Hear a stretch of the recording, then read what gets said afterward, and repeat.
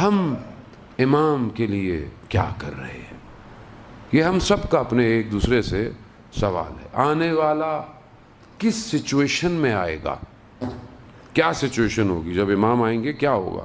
بعض لوگوں کے ذہنوں میں ہے پرانا زمانہ آ جائے گا، گھوڑے کا زمانہ آئے گا، تلوار کا زمانہ آئے گا. عزیزان محترم، ہر امام اپنے زمانے کا امام ہوتا ہے.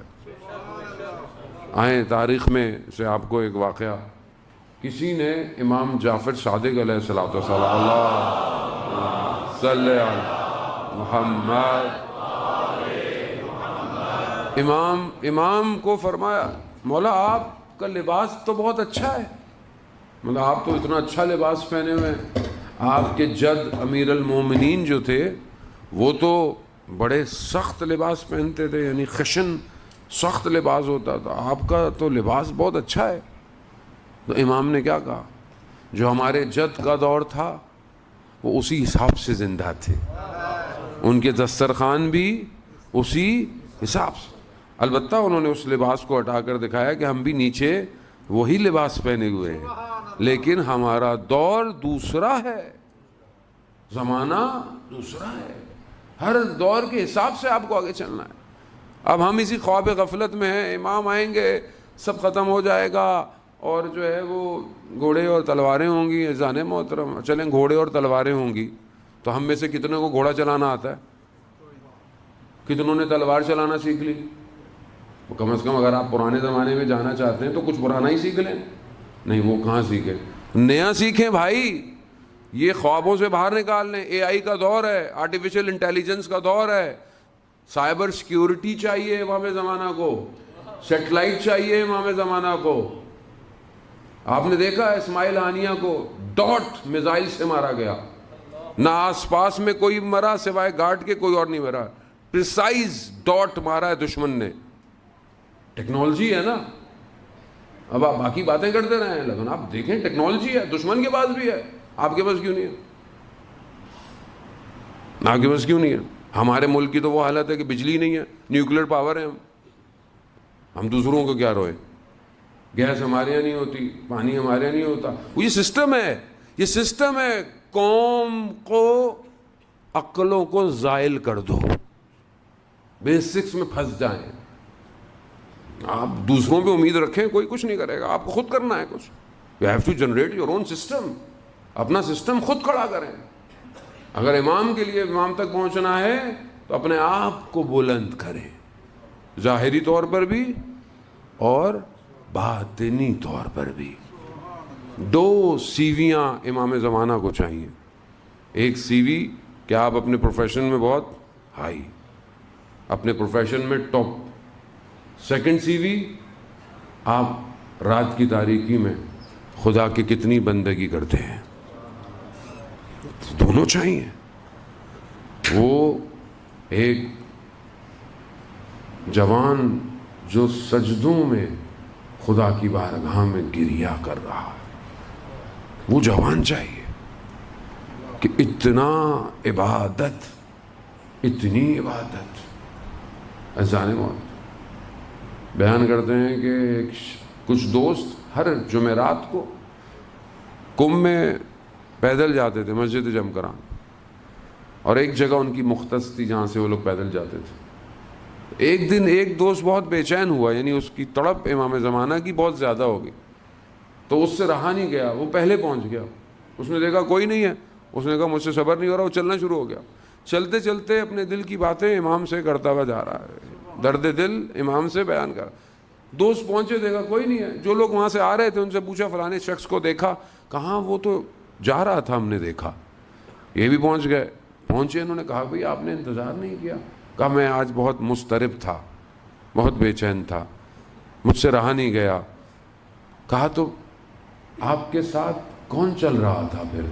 آپ اکیلے تو نہیں تھے؟ کہا نہیں، میرے ساتھ تو کوئی بھی نہیں تھا. کہا جنہوں نے آپ کو دیکھا، کہا آپ کے ساتھ کوئی ایک سید جوان آپ کے ساتھ ساتھ چل رہا تھا. تو بات یہ ہے کہ جب آپ دل سے بات کریں تو امام آپ کے برابر میں ہوتے ہیں، آپ کے برابر. لیکن بات تو کریں. کبھی میں بھی تو امام زمانہ سے بات کروں. کبھی تنہائی میں، کبھی خلوت میں، کبھی سونے سے پہلے. اور سنی شیعہ کا کوئی فرق نہیں ہے، امام ایک ہی ہے، آنے والا ایک ہی ہے. ان کے یہاں پیدا ہوگا، ہمارے یہاں پیدا ہو چکا ہے، اس سے کوئی فرق نہیں ہے. آنے والا ایک ہی ہے جس کا خدا قرآن میں وعدہ دے رہا ہے کہ بقیت اللہ خیر لکم ان کنتم مومنین. اللہ کا وہ باقی ہے. اذان محترم، دنیا بہت محدود ہے، بہت لمیٹڈ ہے. یہ جو تھوڑی سی زندگی ہے اس میں فریب نہ کھائیں. خود قرآن جو ہے وہ اس دنیا کی ماہیت کو ڈیفائن کر رہا ہے. ہم کہاں سے آئے ہیں اور ہم نے کہاں جانا ہے. یہ کون ہے؟ کبھی مولا کی انسان سنے تو پتہ چلے گا. مولا ہے امیر المومنین علی ابن ابی طالب علیہ السلام. صلی علی محمد. مولا ارشاد فرماتے ہیں کہ تمہیں پتہ ہو کہ تم کہاں سے آئے ہو، تم کہاں ہو، کہاں تم نے جانا ہے. یہ پتہ ہونا چاہیے آپ کو. یہ انسان اپنے آپ سے سوچے میں کہاں سے آیا ہوں اور میں نے کہاں جانا ہے. یہ بہت امپورٹنٹ ہے. ابھی آپ کہاں ہیں؟ امام بارگاہ. کہاں سے آئے؟ گھر سے آئے. واپس کہاں جائیں گے؟ ہو سکتا ہے گھر جائیں، ہو سکتا ہے مجلس پہ جائیں. آپ کو پتہ ہوگا نا کہ میں کہاں. کوئی شخص بولے نہیں مجھے نہیں پتا میں کہاں ہوں، تو آپ کیا بولیں گے؟ اس کا دماغ کا توازن ٹھیک نہیں ہے. امام کہہ رہے ہیں پتہ ہو تم کہاں سے آئے ہو. قرآن کیا کہہ رہا ہے؟ انا للہ واہ انا الیہ راجعون. اللہ کی طرف سے آئے ہو اور اللہ کی طرف. یہ جو اور ہے نا، یہ سب کچھ، یہ جو پوری زندگی، یہ کائنات، یہ صرف اور ہے. اور اگر قرآن میں دیکھیں تو صرف واو ہے. واو تھوڑا سا نقطہ وصل ہے. وہاں سے آنے اور جانے کے درمیان میں تھوڑی سی دیر ہے. کتنی دیر ہے؟ روایات کہتی ہیں جب انسان اٹھایا جائے گا نا قیامت میں تو کہا کتنا عرصہ زندہ رہے؟ کہا پلک جھپکنے کے برابر زندہ رہا میں. سب سے زیادہ کون زندہ رہا؟ جو ہم سنتے ہیں حضرت نوح علیہ السلام. 950 سال تبلیغ کی. تبلیغ زندگی کتنی تھی؟ 2500 سال. 2500 سال حضرت نوح کی زندگی. اور جب ان سے پوچھا کہ زندگی کیا تھی تو جب وہ دھوپ میں لیٹے ہوئے تھے تو ملک الموت تشریف لائے. کہا کہ چھاؤں میں مجھے جانے دیں. پوچھا کتنی زندگی تھی؟ 2500 سال. کہا دھوپ سے چھاؤں میں جانے کا نام ہے. 2500 سال. یہاں تو 25 سال پورا نہیں ہو رہا فاسٹ فوڈ کی پیداوار کی وجہ سے. 30 سال 35 سال میں ہارٹ اٹیک، بندہ ویسے ہی فارغ ہو گیا. عزیزان محترم، تھوڑی سی زندگی میں اتنا شور، تھوڑی سی زندگی میں اتنے بڑے بڑے خیالات. اگر ارادے رکھنے بھی ہیں تو کم از کم بہشت کے رکھیں. ارادے رکھنے ہیں تو پھر یہ رکھیں کہ میں اکیلا جنت میں نہیں جاؤں گا، میں حد اقل 100 لوگوں کو تو جنت میں لے کے جاؤں. جانے خوب. یہ کون بتائے گا؟ یہ دین بتا رہا ہے.